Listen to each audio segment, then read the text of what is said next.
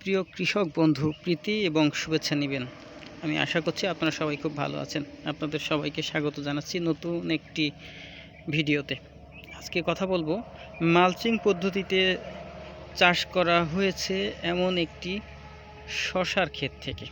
আমরা জানি যে সামনে রমজান মাস এবং এই সময়ে বছরের অন্যান্য সময়ের তুলনায় বলা যায় যে অনেক বেশি শশার চাহিদা থাকে বা ক্ষীরার চাহিদা থাকে, এবং এই সময়কে টার্গেট করে আমাদের অনেক কৃষক বন্ধু তারা কিন্তু শশা বা ক্ষীরা চাষ করে থাকেন।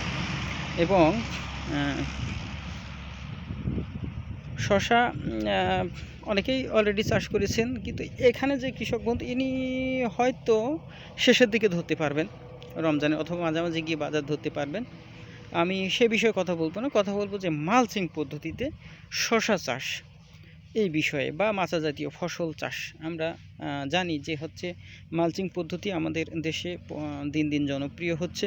তার মূল কারণ হচ্ছে এখানে কিছুটা খরচ সেভ করা যায়। যদিও প্রথমবার এই যে মালচিং পেপার কেনার জন্য কিন্তু আলাদা একটা খরচ আছে, কিন্তু কিছু অন্যান্য খরচ সেভ করা যায়। যেমন হচ্ছে নিড়ানি কম লাগে, পানি সেচ কিছুটা কম লাগে, পোকামাকড় বা রোগ ব্যাধির আক্রমণও অনেক ক্ষেত্রেই কম হয়।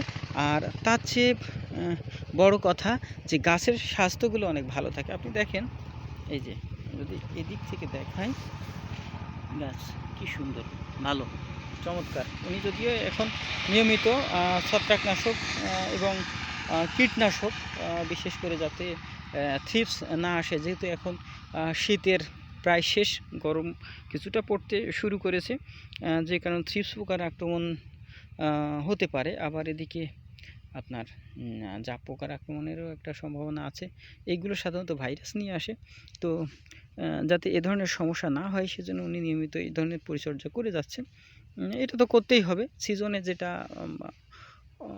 যে ধরনের সমস্যাগুলো দেখা দেয় আবহাওয়ার কারণে, যেসব মাঝে মাঝে যে রোগ ব্যাধি বা পোকামাকড়ের উপক্রম কিছুটা বাড়ে, সেগুলোর বিরুদ্ধে তো অবশ্যই সচেতনতা বা হচ্ছে প্রতিরোধমূলক ব্যবস্থা সেগুলোর ক্ষেত্রে তো অবশ্যই নিতে হবে।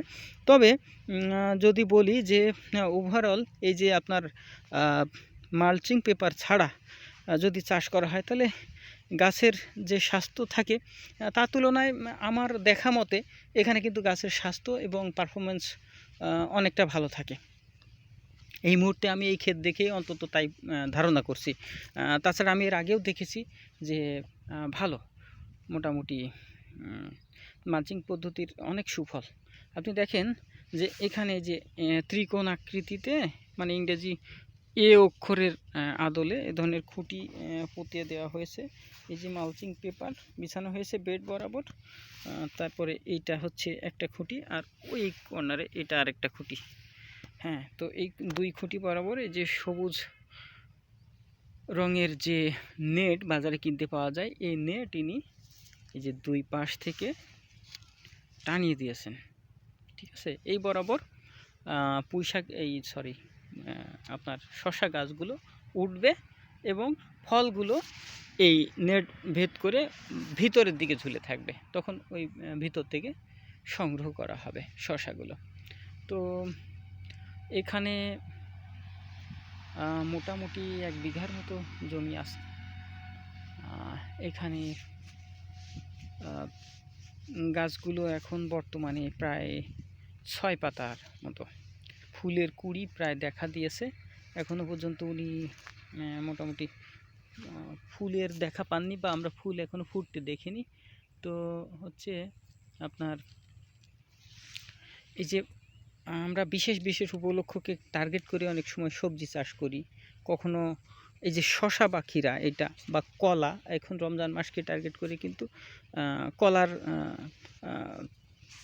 প্রস্তুতিও কিন্তু অনেক চাষির বেশ ভালোই আছে। কারণ এবছর আসলে তুলনামূলক এই সময়ে, এই রমজানে কিন্তু ফলের সরবরাহ কিছুটা, একমাত্র বিদেশি ফল ছাড়া অন্যান্য দেশি ফলের সরবরাহ কিছুটা কম থাকারই কথা, এবং শশা ক্ষীরা এর সরবরাহ হয়তো বা কম থাকতে পারে, যেহেতু আরও কিছুদিন গেলেই মোটামুটি শশার আবাদটা বেশি করে শুরু হয়।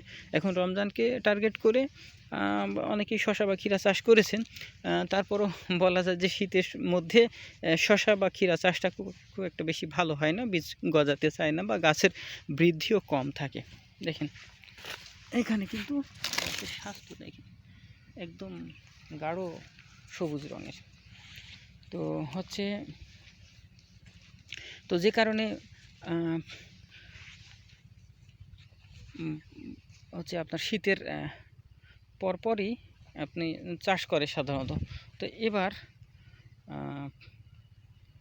এবার রমজান যেহেতু কিছুটা এগিয়ে, কিন্তু শশা বা ক্ষীরা আমাদের লাগবেই, এটা তো হচ্ছে অস্বীকার করা যাবে না। এবং এখানে বাজারও চড়া থাকবে এমনটাই ধরে নেওয়া যাচ্ছে।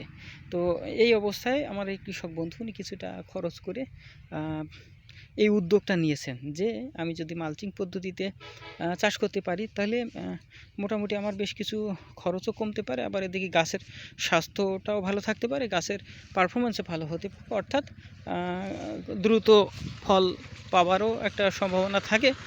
আবার শীতের প্রভাব যদি কিছুটা কমে, কারণ কি এই যে দেখেন সূর্যের আলোটা এখানে পড়ছে, এর ভিতরে মাটিতে কিন্তু হিট জেনারেট হচ্ছে, এখানে যে সূর্যের আলো পড়ছে এর ভিতরে মাটিতে হিট জেনারেট হচ্ছে।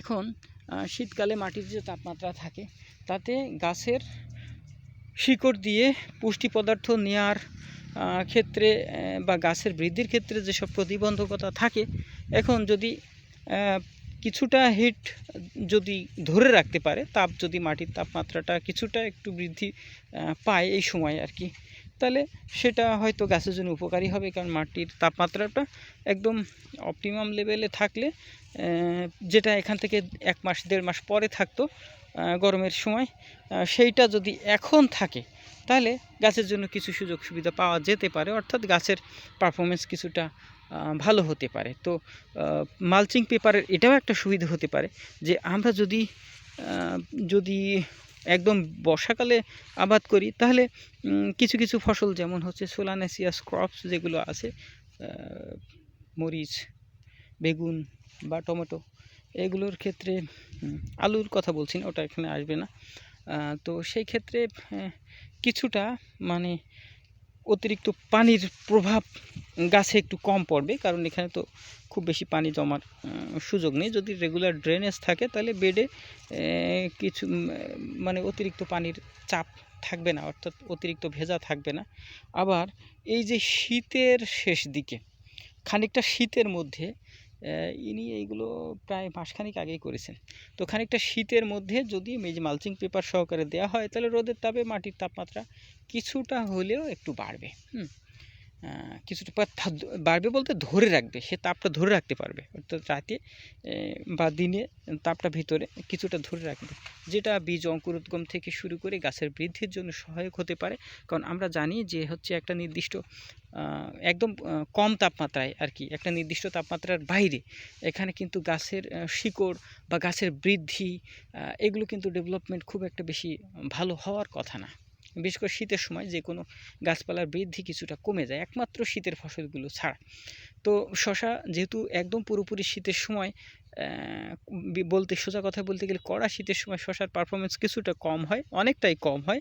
শশা বা ঢেঁড়স এই জাতীয় সবজিগুলো আবাদ একটু কম হয়। তো শীতের এদিকে আবার রমজানের উচ্চমূল্যের বাজার যদি আমরা ধরি, তাহলে সেই ক্ষেত্রে আপনার এই যে মালচিং দিয়ে করলে সেখানে কিছুটা সুবিধা পাওয়া যেতে পারে, যেগুলো আমি একটু আগেই বললাম যে মাটির তাপমাত্রা কিছুটা ভালো থাকতে পারে, গাছের শরীর স্বাস্থ্য কিছুটা ভালো থাকার সম্ভাবনা থাকে, কারণ সে পর্যাপ্ত মাটির তাপটা মোটামুটি অপটিমামের কাছাকাছি থাকার ফলে সেও ঠিকমতো নিউট্রিয়েন্ট আপটেক করতে পারবে বা পানি নিতে পারবে বা অন্য কিছু গ্রহণের ফলে বৃদ্ধিটাকে সেভাবে জেনারেট। তো মোটামুটি এ সুবিধা কোনো মাল্চের আসলে বিকল্প দেখি না।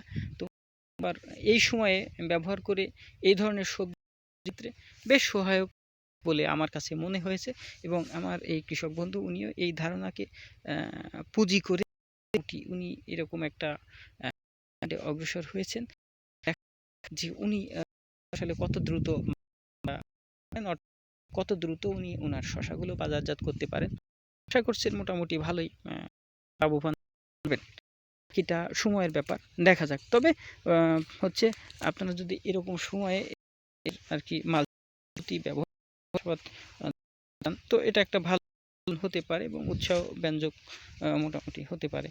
তো এই ছিল মোটামুটি মালচিং ব্যবহার করে ঠিক চলতি এই সময়ে শশা চাষের উপরে একটা যে কর্মকাণ্ড চলছে তার ছোট্ট একটা চালচিত্র। যদি এই ভিডিওর কোনো তথ্য আপনাদের কোনো কাজে লাগে তাহলে সেটা হবে এই ভিডিওর সার্থকতা। দেখ গাছ প্রত্যেকটা, আমি তো সূর্যের আলোর উল্টো দিক দিয়ে এসেছি বলে আপনার খুব একটা বেশি ভালো দেখতে মানে ভালো অনুমান করতে পারছি না, তবে এটা দেখলে বোঝা যাবে। দেখেন প্রতিটাতে গাছ খুব ভালো আছে। তো এই ছিল আজকের আয়োজন, আপনাদের সবাইকে ধন্যবাদ।